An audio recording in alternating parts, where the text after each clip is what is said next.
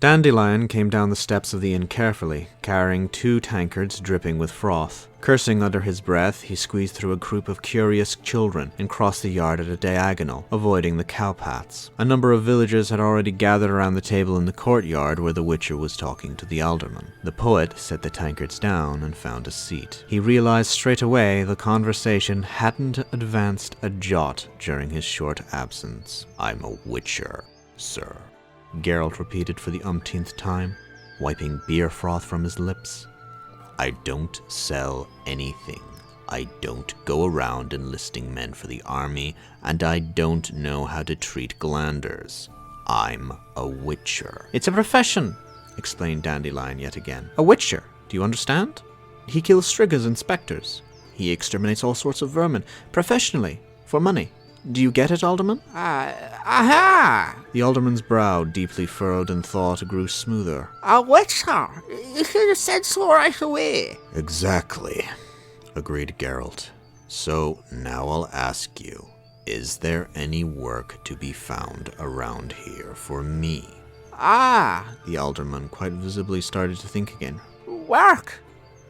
Maybe those, were things. You're asking, are there any were things about? The Witcher smiled and nodded, rubbing an itching eyelid with his knuckles. That there are, the alderman concluded after a fair while. Only look ye yonder, you see those mountains? There's elves live there. That there is their kingdom. Their palaces, ye hear ye, are all full of gold. Aye, sir, elves, I tell ye. 'Tis awful. He who goes yonder never returns. "I thought so," said Geralt coldly, "which is precisely why I don't intend on going there." Dandelion chuckled impudently. The alderman pondered a long while, just as Geralt had expected. "Aha," he said at last. "Well, but there be other were things here too. From the land of the elves they come, to be sure. Oh, sir. There be many. 'Tis hard to count them all, but the worst be the bane. Am I right, me good men?" The good men came to life and besieged the table from all sides. "Bane," said the one. Aye, 'tis true what the alderman says, a pale virgin. She walks the cottages at daybreak, and the children, they die." "And imps," said another, a soldier from the watchtower. "They tangle up the horses' manes in the stables. And bats, there be bats there. And myriapodons, you come up in spots all because of them." The next few minutes passed in a recital of the monsters which plagued the local peasants with their dishonorable doings or their simple existence. Geralt and Dandelion learnt of miskids and mammoons, which prevent an honest peasant from finding his way home in a drunken stupor, of the flying drake which drinks milk from cows, of the head on spiders' legs which run about in the forest, of hobalds which wear red hats, and about a dangerous pike which tears linen from women's hands as they wash it. And just you wait, and it'll be at the women themselves. They weren't spared hearing that old Nan the hag flies on a broom at night and performs abortions in the day, that the miller tampers with the flour by mixing it with powdered acorns, and a certain Duda believed the royal steward to be a thief and scoundrel. Geralt listened to all of this calmly, nodding with feigned interest, and asked a few questions about the roads and layout of the land, after which he rose and nodded to Dandelion.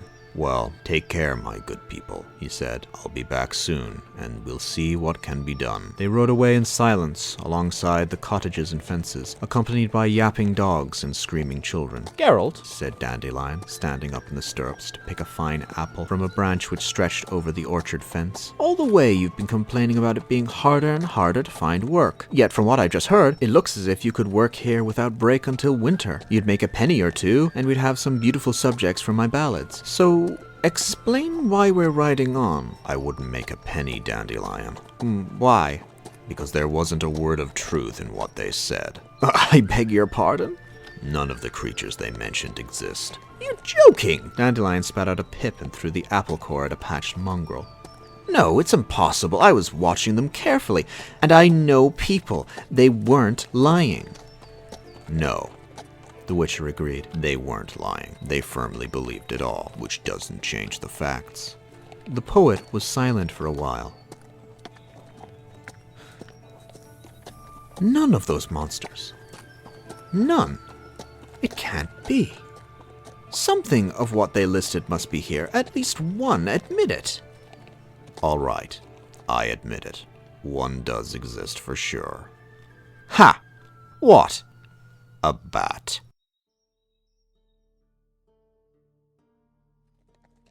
Geralt, he said suddenly, but monsters do exist. Maybe not as many as before, maybe they don't lurk behind every tree in the forest, but they are there. They exist. So how do you account for people inventing ones then? What's more, believing in what they invent. Famous Witcher? Haven't you wondered why? I have, famous poet, and I know why. I'm curious.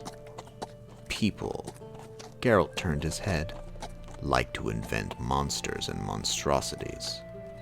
Then they seem less monstrous themselves. When they get blind drunk, cheat, steal, beat their wives, starve an old woman, when they kill a trapped fox with an axe, or riddle the last existing unicorn with arrows, they like to think that the bane entering cottages at daybreak is more monstrous than they are. They feel better then. They find it easier to live. I'll remember that, said Dandelion after a moment's silence. I'll find some rhymes and compose a ballad about it. Do, but don't expect a great applause.